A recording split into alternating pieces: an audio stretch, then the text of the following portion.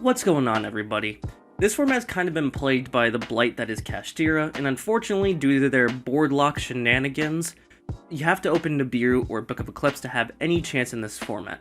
However, there is a rogue contender that's been coming out of the woodworks with recent support from both Darkwing Blast and Photon Hypernova, and it was also recently piloted by Jesse Cotton in the most recent YCS in February, and that deck is Ninjas.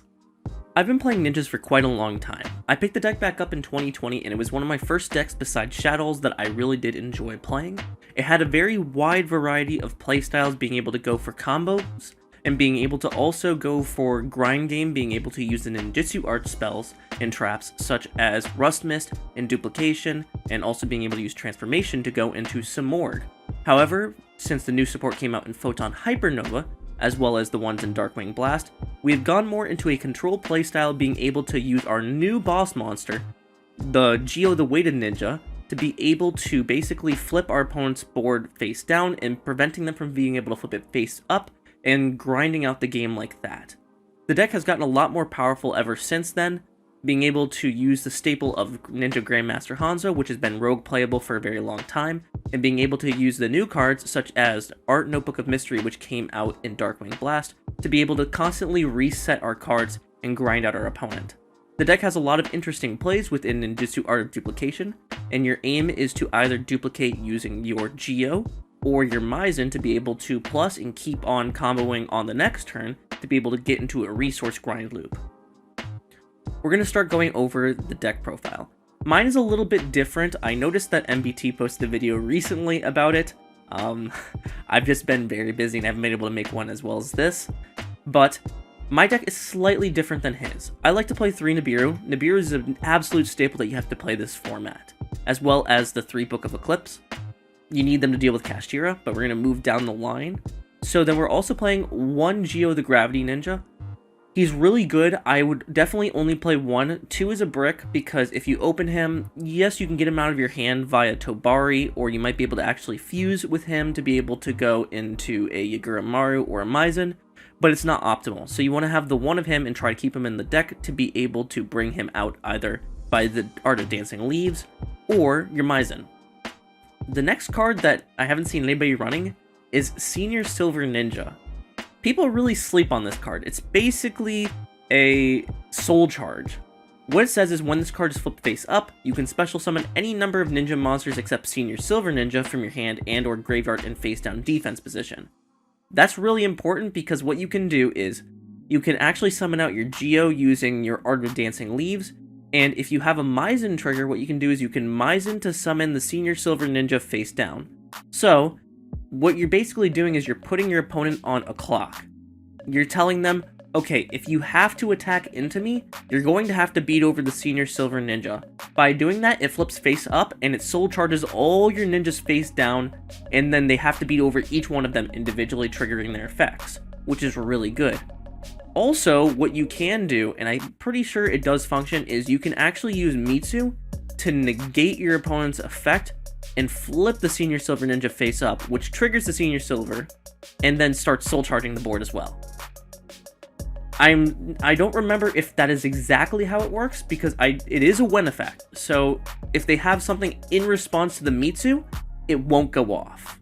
But it's still a really good one of, and it only takes up a single slot in this deck, and I think it's a very fun, if not situational card, but I am able to trigger it off every single game, due to the fact of ninjas being able to grind out. The only issue is it's a level 6, so it's not, you don't want to open it in your hand, because then you'll have to tribute summon it.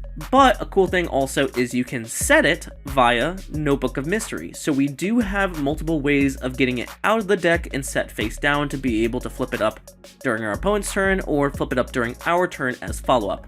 The cool thing also is because it's face down and you flip it face up and it summons everything else in face down, our new contact fusions, which is Yagura, which came out in Photon Hypernova, and Maizen, which came out in Darkwing Blast, don't care about your monsters being face down, so you can actually contact fuse using the stuff that you summon off of this to be able to go for game. Of course, we're running 3 Hanzo, absolutely necessary. You would never run a ninja deck without Hanzo. When it's normal summoned, you add ninjutsu art card from your deck to your hand, and when it's flip or special summoned, you can add one ninja monster from your deck to your hand. Just an important note, if you actually use Mitsu to negate an opponent's monster and flip Hanzo face up, it does not trigger Hanzo because he actually has to be flip summoned. He can't just be flipped, he has to be flip summoned for him to be able to add a ninja monster. So I realized that the hard way, which kind of sucked. We're also playing one Kagero. I was thinking about two originally, but in the state that the deck is, you're able to get her out pretty easily either with the Art of Dancing Leaves or the Maizen or even with the Notebook to be able to just summon back another ninja, which you'll often just be able to use to go into a contact fusion. Then we're also playing two Baku. I think two Baku is pretty good. One is a little bit less than I would like, because if you open it in your hand, then having the second one to be able to add off of, say, a Hanzo if it's special summoned off of Tobari, to be able to plus and keep on doing our plays is really nice to have. So I think a 2 is definitely a good option. If you want to play more risky, it's kind of like the hero situation where you have Vion and increase. I would say Baku is very similar to an increase. The next cards that we're running are, we're running 3 Ash Blossom Joy Spring. I really should have organized this deck. Like, if I press sort, it's not going to organize my hand traps. But we're playing 3 Ash Blossom and Joy Spring as well as another hand trap that we're running. And then we're running Green Ninja. Green Ninja is a new addition that came out in Photon Hypernova. It is kind of like a hand trap, kind of not. It says if a monster is special summoned to your field face up, you can target one of them and special summon this card from your hand, and if you do, change that monster to face down defense position. So you can actually use this to kind of start your combos, and it's also an extender in certain circumstances. If you open Green Ninja, Hanzo, and Tobari, you can Tobari for Hanzo, Hanzo to add Baku, and then Green Ninja to summon itself to be able to flip the Hanzo face down, and then Baku to add back the Tobari. But it also has another cool effect that says that if this card is sent from the hand or field to the graveyard, target a monster on the field, change it to face up attack position or face down defense position. Now this is the really cool part. What you actually can do is you can have Green Ninja in hand and keep it as like a trump card, and then you can activate Tobari during your opponent's turn to be able to fusion summon using your monsters in your hand. So you'll fuse with Tobari and Green Ninja to go into Yugioh Maru or into Maizen, and then Yugioh Maru can either banish one of their monsters, and then you can activate Green Ninja to flip one of them face down, which is a really good board clear, or you can go into Maizen and still flip one of them face down, and if they have response, then the Maizen will be able to summon a Yugioh and flip 2 face down, which is really good. I love the card. I was trying it out at 2 originally, a little bit difficult to get it off, but I'd say it's pretty good. The next part that we're running is we're running 3 Mitsu. Mitsu's really good, special summons itself out, and does just everything that ninjas need to do. It has a negate based on flipping other ninjas up, which is really cool. What it can do is it can also, as I said, trigger your Senior Silver Ninja. It can trigger your Yugioh if you flip it face down. It will not trigger the Ninja Grandmaster Hanzo, but it can trigger the Kagero and the Baku as well. I like it because it's just an extender, and it's a negate, so it's pretty good. It's just free material to be able to go into either your Ninja Grandmaster Saizo, or even to go into Maizen or Yugioh Maru based upon the board state. Then we're running 3 Tobari. It's necessary. Originally when I was trying out my ninja build, I was running 1 or 2, but then I realized 3 was really good when you put in Ninjutsu Art of Duplication, because you can just summon a whole bunch of them. And the cool thing about Tobari is the fact that once he's summoned, like if he special summoned the turn, or flip face up that turn, then he can't be destroyed by battle or card effects. So even if your board is about to be wiped, like let's say they have Lightning Storm and they're going to Lightning Storm your back row, and it's going to get rid of your Ninjutsu Art of Duplication, I think it would be worth if you take basically the Hanzo and you fuse it, or you basically will tribute it off with duplication and summon 3 Tobaris face up. And the thing is, the Tobaris actually won't get destroyed when the duplication gets destroyed, because even though duplication says that when this card leaves the field, destroy those monsters, the Tobaris actually won't be destroyed, and you basically have 3 chump blockers that they can't deal with. So it's kind of like a scapegoat in a sense, but it does empty your deck of combo potential, because Tobari is a really good card to have just at the ready in your hand to be able to go for an extender. We're playing 1 Instant Fusion, because you can actually Instant Fusion Yugioh Maru. It's a really good card. When it's summoned, it allows you to banish one other ninja and Ninjutsu Art card from your hand, graveyard, or face up on the field, and target 1 card on the field and banish it. So it actually does get rid of the issue with regards to Kashtira. So what you can do is if you open up the Instant Fusion, just instant fusion out the Yugioh Maru, and then if you have a ninja in hand, you can banish that ninja to be able to banish their planet, and then be able to open up your zones if they only have one planet. If they have 2 planets, then you're kind of in a harder place, because then you need to just Book of Eclipse it, or hope that you opened up the Nibiru. We're also running 1 reinforcement of the army. It can either search out your Hanzo, or it can search out the Kagero, or even the Green Ninja. Usually you're always going to search the Hanzo. Sometimes, if it's in the later state of the game, you can search out the Kagero to be able to normal summon it and then bring back a monster. But at the start of the game, you always want to get a Hanzo because you want to normal your Hanzo to get a duplication or a Dancing Leaves. Other than that, we're running 3 Art Notebook of Mystery. What it does is if your opponent controls a card, you can set up to 1 Ninja Monster and up to 1 Ninjutsu Art Spell and Trap card. But these cards have to come from your deck and or graveyard, but only 1 can come from each. So to get the maximum value, you want to have ninjas or ninjutsu arts in the graveyard plus ninjas in the deck to be able to set both. And then another thing, I don't really get this triggering that much. It says if this set card on the field is sent to the graveyard, you can target 1 face-up monster on the field and change it to face-down defense position. I don't actually have that happening ever, but if they wipe your back row, like let's say that they summon a monster and they Harpy's Feather Duster, at least it's kind of a flip, but I would just rather have the plus of being able to activate it to be able to summon a ninja. So don't pay attention to the second part, it doesn't really matter. I'm playing 2 Ninjutsu Art Notebook. I think that's alright. So here's the thing.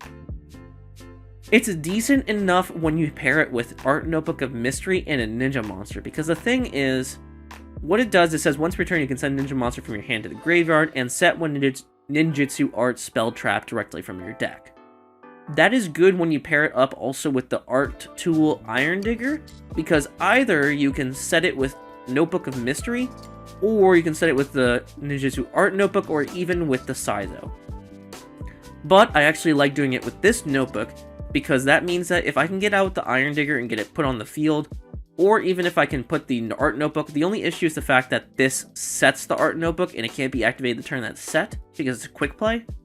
So I would often go for the Iron Digger, and then I would Iron Digger, pop one of their monsters that this is attached to, I would attach it to their monster, pop it, summon back a ninja, and then I could do like the Art Notebook of Mystery to be able to reset what I actually sent to the graveyard for the cost of Ninjutsu Art Notebook. It's basically it fuels your graveyard to be able to set up for Art Notebook. Other than that, we're playing the 1 Iron Digger. As I said, what you can do is you can turn it into you can basically turn one of their opponent's monsters into a ninja, and then you can banish that ninja monster from your graveyard and target 1 card on the field and destroy it. So if you attach it to an opponent's monster and you activate this and destroy the opponent's monster, this then gets sent to the graveyard, and if it's sent from the field to the graveyard, you can target one of your banished ninja monsters and add it to your hand, or special summon it in face-down defense position. The cool combo line, though, is the fact that you can Iron Digger, and if this is in your graveyard Baku, you can basically banish the Baku. This will go to the graveyard because it gets destroyed along with the monster, or gets sent to the graveyard. You can add Baku back to your hand, and because it's added to your hand, it can special summon itself, and then add back the Iron Digger for the next turn. So you create a recursion loop over and over and over that opponents usually can't deal with. Moving on, we're also running 3 copies of Infinite Impermanence. Great hand trap. Unfortunately, doesn't stop the planets, but it also does kind of turn off people's Mirror Jades, and in this format where you can either be running into Kashtira or Despia, it's still a welcomed card, being able to interrupt plays and being able to at least allow you to go second and be able to negate at least something, like a Diabolos or their Arise Heart. The last cards that we're running 2 Duplication. I was running 3 originally, but I think 2 is more than enough, being able to get access to it through Hanzo, the Art Notebook, or even the Art Notebook of Mystery. So I think we have enough options in it. The only thing is Art Notebook of Mystery is kind of bad on going first because you can't activate the first turn, and if you really want to set a Ninjutsu Art Spell or Trap, it's not going to be functional until the turn after. So it's alright, but you have enough combo lines to be able to get into basically your duplication, either through Saizo, or through the Art Notebook, or just being able to normal summon Hanzo, so I don't think it's an issue. We're playing 3 Dancing Leaves though, because Dancing Leaves is an insane card. It says activate this card by targeting 1 ninja monster or 1 face-down defense position monster on the field. And it doesn't have to be your own monster. You can actually target a face-down defense position monster that you flipped of your opponents to be able to tribute it off and special summon a ninja monster from your deck. Funny thing also is if you actually equip an opponent's monster with the art tool Iron Digger, then what you can do is you can tribute it off with Dancing Leaves because of the fact that it is now a ninja monster, which is really cool. And then what you're going to do is you're usually going to summon out Yugioh, and then Yugioh's going to flip 2 of their monsters face down, and then if a monster on the field is flipped face up while this monster is face up on the field, you can target 1 card your opponent controls and destroy it. Really insane combo. It's a really good control card, and pairing it with the Dancing Leaves is insane. It also has another effect that says when this card leaves the field, send that monster to the graveyard. Doesn't really matter that much, and then you can target 1 Ninjutsu Art's continuous spell and trap in your spell and trap zone and return it to the hand. So what you can do is you continually recycle either this, or you can recycle the duplication if both are face up on the field to be able to use the duplication next turn, or just reset the Dancing Leaves. But that's the main deck. Now we're going to go off into the extra. It's pretty simple. We're running the Ninja Suite. We're running 3 Maizen, we're running 3 Aguramaru, we're running actually a Blade Armor Ninja because you have the ability to make 4s through Hanzo and Kagero. It's not that common. I don't see it coming up that often, but the fact that you can make Blade Armor Ninja to be able to do double attacks and give it to Maizen, Blade Armor plus Maizen is actually an OTK because of the fact that you can attack directly if you have Maizen out. Then we're also running the 2 Saizos. I think 2 is more than enough in this game state right now because we're not going to be able to grind super hard in this meta. Usually the fact that the game ends on turn 3 is what's hard for the deck. So 2 Saizos is more than enough. And then we're running a suite of Zeus because we can go to Zeus being able to make it off of Armor Ninja with the double attacks, or Baguska being able to stall out the game. We're running an Underworld Goddess of the Closed World. I think it's pretty good because of the fact that if we are using Senior Silver Ninja to basically flip our board entirely up, or to reset everything face down and then we flip it up on the next turn, we're going to have a whole bunch of ninjas that either we can make for OTK, or if they have a boss monster that we can't deal with, what we can do is we can trigger all of their effects, the ninjas when they flip face up, plus a lot, and then we can actually link off their monster using the Underworld Goddess, and I think it's a pretty good line. We're also running a World Sea Dragon Zealantis. It's really good in outing link boards. I'm going to put it that way. I really do like it because the thing is, the monsters that are banished, like, it says special summon as many monsters that were banished by this effect to their opponent's fields face up or in face down defense position. And I think that it's really good to be able to get over a lot of certain boards, and it resets the Hanzo is the most important thing. Because Hanzo is like a when it enters the field, and it's not hard once per turn, so you can basically re-trigger all your Hanzos with Zealantis. It's probably one of the few decks that can actually utilize it well, and it just kind of helps you get through a board that you just necessarily can't deal with because of battle positions or specific other things. I just like the card. I think it's fun. We're running Appaloosa as well. Pretty easy to make. Hard to make on turn 1. Usually you're relying on your ninjas. I think it's a flex slot. You don't necessarily need Appaloosa. We're running the Unicorn though. Unicorn's really good in this deck. Then, as I said, the 2 Saizos. And the last card that we're running is Cross Sheep. Cross Sheep is really good also because if you contact fusion under Cross Sheep, you can bring back a ninja like Hanzo and just keep on plussing. So that's pretty much the deck profile. I like it a lot. I think it's very fun. Has really good potential. The only issue that I've seen is the fact that sometimes it can brick depending upon what your opening hands are. For example, I'll give some test hands. So this is not bad. If we're going first, what we can do is I would go Tobari actually to summon out the Yugioh to be able to get stuff to the graveyard. Then I would special summon the Mitsu. From here, you can either contact fuse into the Maizen to be able to summon out for, say, I don't know, you can summon out your Senior Silver Ninja during your opponent's turn and be able to flip everything face up if they can't get rid of it. That's the one thing that I do like. If you open up sort of bricky, as long as you can make a Maizen during your opponent's turn, the moment that they activate anything, you can Maizen summon the Senior Silver. And if they can't get over the Senior Silver, if they have if they don't have removal at all for a face down monster, then you just plus now because you flip it face up and then you summon these 3 back. So it's pretty cool. Then we also have Nibiru and Infinite Impermanence, and Nibiru by itself in the opening hand is pretty good in this format. And Imperm also gives us interruption during their turn, which is pretty nice. Now this is a really good hand. As I was saying, we had the Tobari, Green Ninja, and the Hanzo line, so we would basically go Tobari for Hanzo, Hanzo effect, then Green Ninja effect to be able to flip the Hanzo. And then what you would do is you would add to your hand a Baku. And we haven't used our normal summon yet. Then Baku will go off, being able to get ourselves the Tobari back. From here, we can normal summon the Ninja Grandmaster Hanzo. And this is where it kind of gets a little bit tricky. The question is, what do we want to do? We have access to everything right here. From here, I want to play it a little bit safe, so I'm going to get Art of Duplication here. Then, because we have a Hanzo face down, what I'm going to do is I'm going to link off into Saizo. And then we're going to activate the Green Ninja. Well, we don't necessarily have to activate the Green Ninja here. If I wanted to, I could have kept it on the field. But I think it's alright at this point. We're going to go Saizo. Saizo to be able to set ourselves the Dancing Leaves. Then what we can do is we can just set ourselves the Duplication. And set ourselves the Art Notebook. And then we can basically contact Fuse to end the turn off with a Saizo that can't be targeted with card effects or for attack. And then we have the Maizen and 3 back row. Really good hand.